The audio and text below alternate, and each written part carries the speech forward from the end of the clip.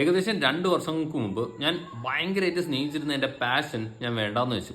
And ഇപ്പോൾ തിരിഞ്ഞു നോക്കുമ്പോൾ ഇത്രത്തോളം ഞാൻ റിഗ്രറ്റ് ചെയ്യുന്ന മറ്റൊരു ഡിസിഷൻ പോലും എൻ്റെ ലൈഫിൽ ഞാൻ എടുത്തിട്ടില്ല. ഫിറ്റ്നസ് എന്ന പാഷനിൽ നിന്ന് കുറച്ച് ഡിസ്റ്റൻസ് എടുക്കേണ്ട റീസൺസ് പലതായിരുന്നു. ഒന്ന് ഐ ഇഞ്ചുറി, മറ്റേത് അൾനാ നെർവ് സിൻഡ്രോം എന്ന് പറയുന്ന ഒരു medical condition.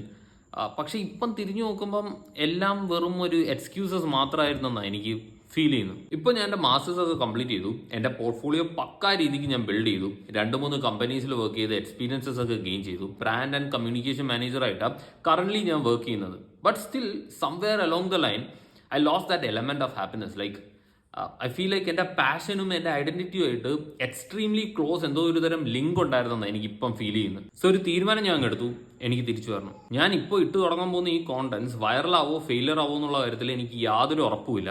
And chances high എന്നുള്ള ഇത് ഫെയിലിയർ ആവാനാണ്. ബട്ട് സ്റ്റിൽ ഞാൻ ഒരു ലീപ്പ് ഓഫ് ഫെയ്ത്ത് എടുക്കാൻ പോവുക. കാരണം വേറൊന്നുമല്ല, കുറച്ച് കാലങ്ങൾക്ക് ശേഷം ഞാൻ ഒരിക്കലും റിഗ്രറ്റ് ചെയ്യത്തില്ലല്ലോ ഞാൻ അന്ന് ഇത് ചെയ്യേണ്ടതായിരുന്നു, അന്ന് അത് ചെയ്യേണ്ടതായിരുന്നു എന്ന്. സോ ഞാനൊരു ലീപ്പ് ഓഫ് ഫെയ്ത്ത് എടുക്കാൻ പോയാൽ ഞാനിപ്പോൾ പ്ലാൻ ചെയ്യുന്നതെന്ന് വെച്ച് കഴിഞ്ഞാൽ ഒരു 100 ഡേയ്സ് സെറ്റ് ചെയ്യുക. ഈ 100 ഡേയ്സും ഡോക്യുമെന്റ് ചെയ്യുക.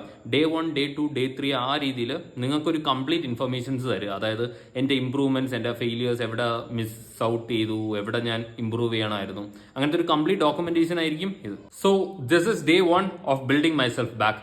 And if you want to be part of this journey, do follow.